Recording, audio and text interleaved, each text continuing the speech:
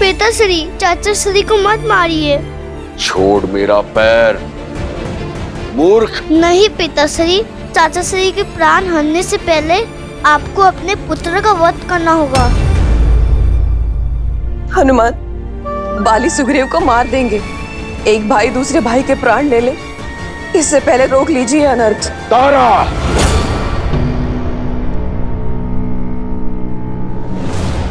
बाली, मैं अवसर दे रहा हूं ताकि तुम्हें सोचने का अवसर मिल सके। जब तुम्हारा क्रोध शांत हो जाए तो प्रतिशोध और परिणाम दोनों के बारे में सोचना।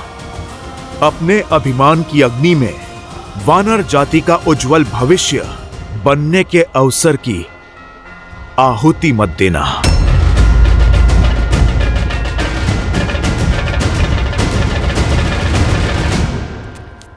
महाराज सुग्रीव, उठिए, उठिए।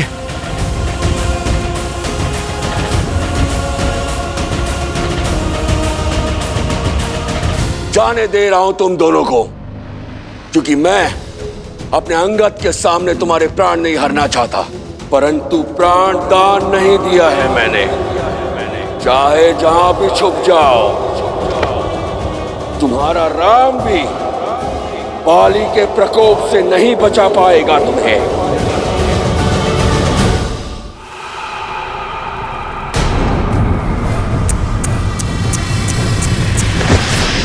इस कीट को क्यों तरसा रहे हो रक्षक? राक्षस वीर घर की जय हो, सेनापति दूषण की जय हो।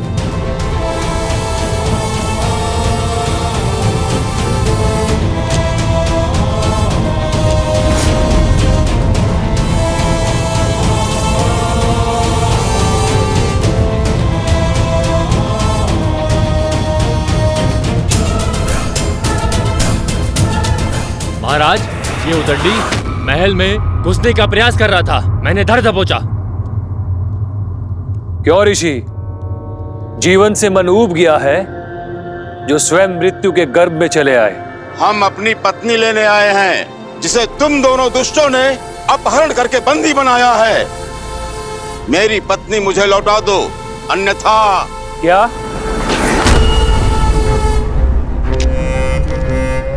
फिर से कहना। आनंद आ गया, पहली बार किसी से चेतावनी मिली है, कानों में अमृत सा घुल गया। हे ऋषि, एक बार फिर से चेतावनी देना। वैसे तुम किस स्त्री की बात कर रहे हो? दूषण, तुम्हें कुछ पता है? कैसे पता होगा खर, हमने तो अनगिनत स्त्रियों का अपहरण किया है। इतनी स्त्रियों को भोगा है कि अब तो गिनती भी स्मरण नहीं। एक क्षण, पिछले सप्ताह एक ऋषि पत्नी को लाया गया था, अद्वितीय सुंदरी। कदाचित ये ऋषि उसी का पति है।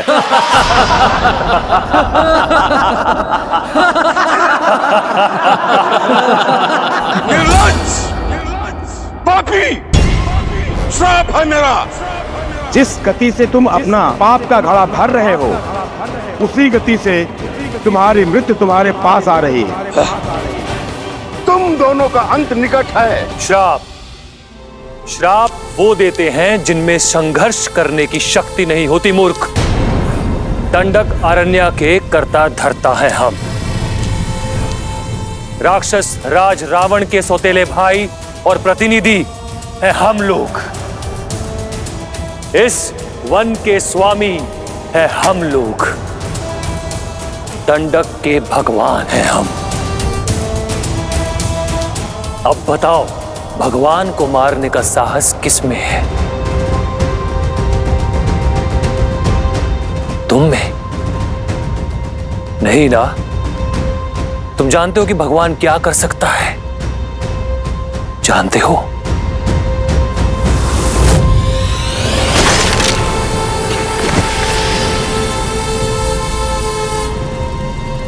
चेतावनी देता तो जीवित रहता। इसे हर दिन बुलाकर इसकी चेतावनी सुनते, आनंद आता, मनोरंजन होता। श्राप देकर सारा आनंद भंग कर दिया। ये शव हटाओ।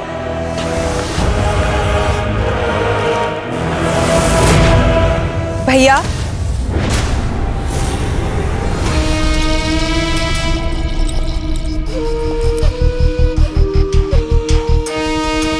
शूर्पणखा,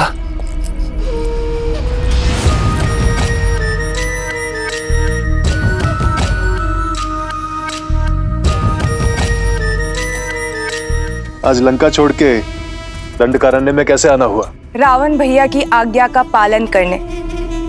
उन्होंने आप दोनों के साथ रहने की आज्ञा दी है और अपना मन चाहा वर ढूंढने की अनुमति देकर भेजा है।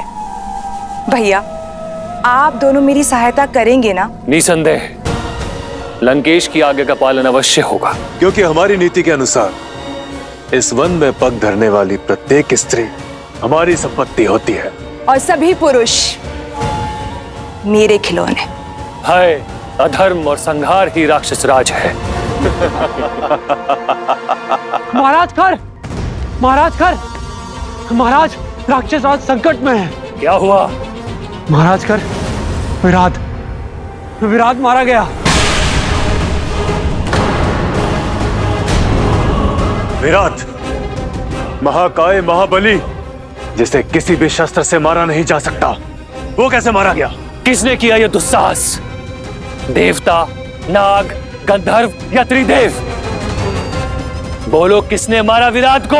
एक साधारण वनवासी मानव और उसके भाई ने महाराज। असंभव। किसी भी मानव में इतना बल नहीं कि वो विराट का अंत कर सके। असंभव को संभव होते हुए देखा है मैंने, इसलिए दौड़कर आपको सूचना देने चला आया। स्वयं उनके युद्ध कौशल का साक्षी हूं महाराज। वनवासियों के भेष में वो कोई क्षत्रिय है।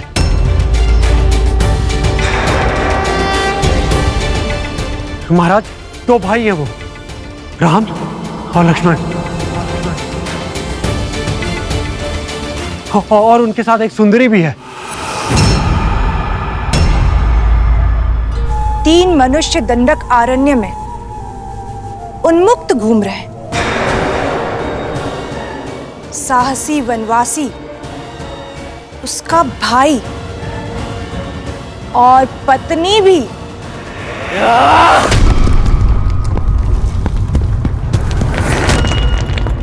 चीर दूंगा उन्हें। दंडक अरण्य के राक्षस राज को चुनौती देकर कोई जीवित नहीं रह सकता।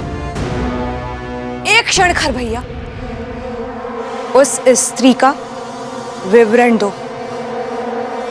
कैसी दिखती है वो? अनुपम सौंदर्य है उस स्त्री का। हिरनी सी आंखें, गज सी चाल, पुष्प सी कोमलता, देव तुल्य तेज है। एक बार कोई देख ले तो मंत्रमुग्ध हो जाता है। ऐसी सुंदरी तो संपूर्ण संसार में केवल एक ही है। मिथिला की राजकुमारी सीता।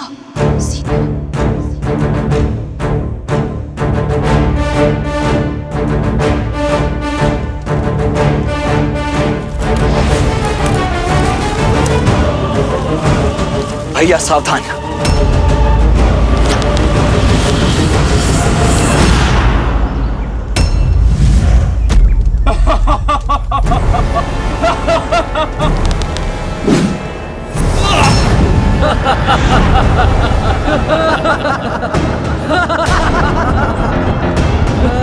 लक्ष्मण, यज्ञ भंग नहीं होना चाहिए। जी भैया।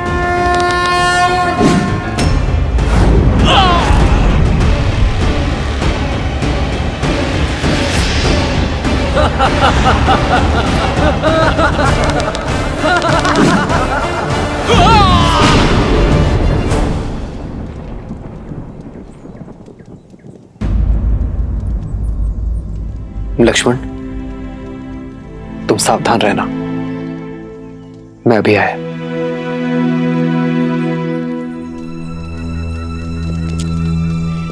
क्या हुआ सीते? कुछ नहीं आ रहा।